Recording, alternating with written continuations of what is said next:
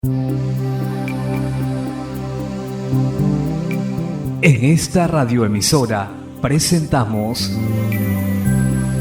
Llaves para vivir con éxito, a cargo del internacionalmente conocido maestro de la Biblia y escritor Derek Prince, quien comparte su experiencia personal y ministerio cristiano en Llaves para vivir con éxito.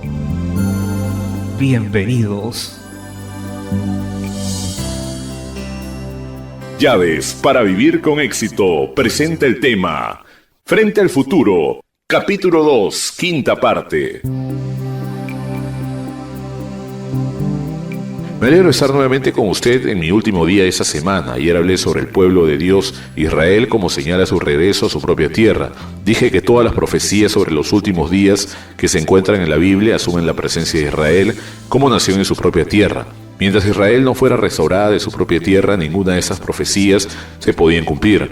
Pero la restauración de Israel, podemos decir, han puesto los últimos toques para el cumplimiento de todas esas profecías y para la representación del drama que traerá esta era presente a su culminación. Hoy voy a hablar de una señal que se relaciona directamente con el pueblo de Dios, la Iglesia de Jesucristo. Esa señal se puede resumir como el aumento dramático de la actividad del Espíritu Santo en la Iglesia y a través de ella. Eso también está claramente predicho en las Escrituras. Busquemos primero las palabras del apóstol Pablo en el día de Pentecostés, cuando el Espíritu Santo cayó por primera vez sobre los discípulos que esperaban en Jerusalén. Como resultado de esa dramática y sobrenatural manifestación, una multitud de incrédulos se reunió. Las reacciones eran variadas. Algunos se burlaban y decían que los apóstoles y los otros creyentes estaban ebrios, a lo que Pedro contesta en Hechos 2, del 15 al 18. Porque estos no están ebrios como vosotros suponéis, puesto que es la hora tercera del día, mas esto es lo dicho por el profeta Joel.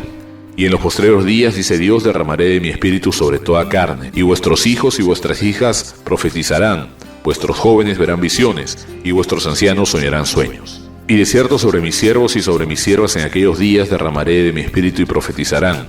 Note que Dios dice que en los postreros días, cuando el fin del siglo llegue a su culminación, derramaré de mi espíritu sobre toda carne, sobre toda la raza humana.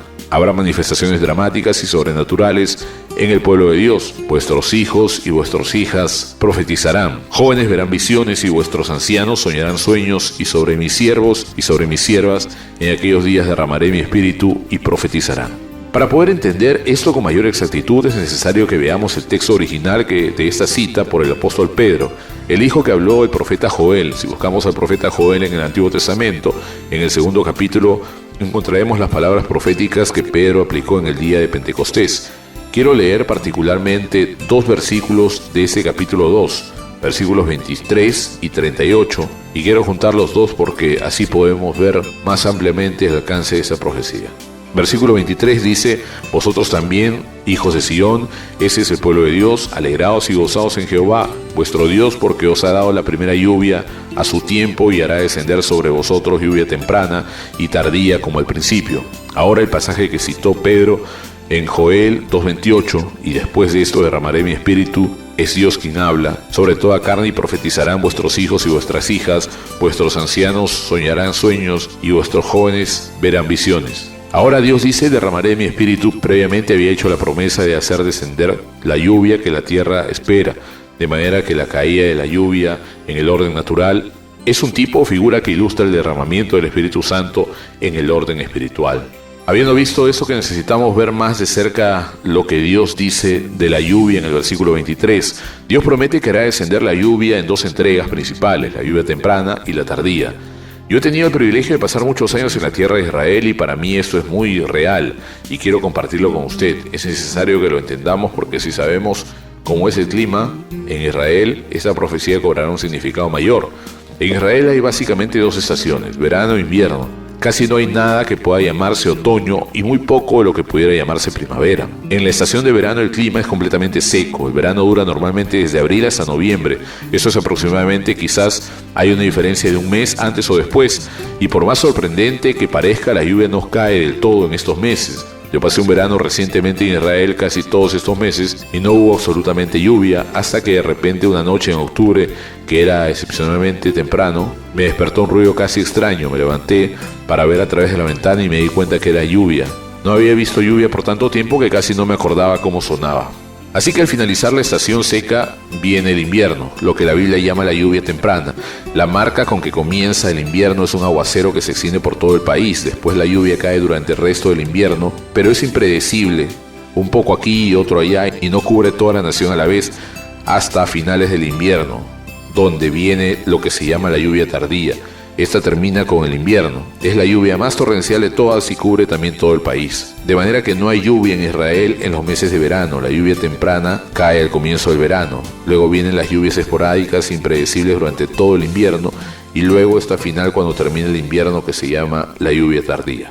Todo esto es una figura de lo que el Espíritu Santo hace para la iglesia. Ya hemos dicho que la caída de la lluvia es en cierto sentido una figura, de manera que Dios visitará a la iglesia con el derramamiento del Espíritu Santo. Esto se enfatiza particularmente en el profeta Joel, quien dice que habrá una forma temprana y otra tardía. Pues bien, esto se aplica muy bien en la historia de la iglesia en 19 años, la lluvia temprana. El primer mandamiento cayó en la iglesia primitiva de Jerusalén y probablemente duró como 100 años, pero la iglesia en ese tiempo a su alcance fue universal, tocó todas las áreas donde estaba la iglesia, pero era una experiencia normal en la vida de cada cristiano, esa visitación sobrenatural del Espíritu Santo. Después, en términos de esta analogía, vinieron los meses de invierno en la historia de la iglesia. El Espíritu Santo nunca estuvo totalmente ausente, estaba activo en alguna parte, siempre, en algún grupo u otro grupo, pero no hubo derramamiento mayor que afectara a la iglesia entera, y así nos movemos hacia el final del invierno y viene la lluvia tardía, el último y gran derramamiento del Espíritu Santo. Y yo creo firmemente que por ahí, del comienzo de ese siglo, en 1900, esta lluvia tardía del Espíritu Santo comenzó a caer en la iglesia y sigue cayendo hoy. Y yo he tenido el privilegio de viajar por todos los continentes del mundo, menos uno, y en diferentes países entre cristianos de un sinfín de denominaciones y trasfondos doctrinales, y digo por experiencia que la lluvia está cayendo en toda la iglesia.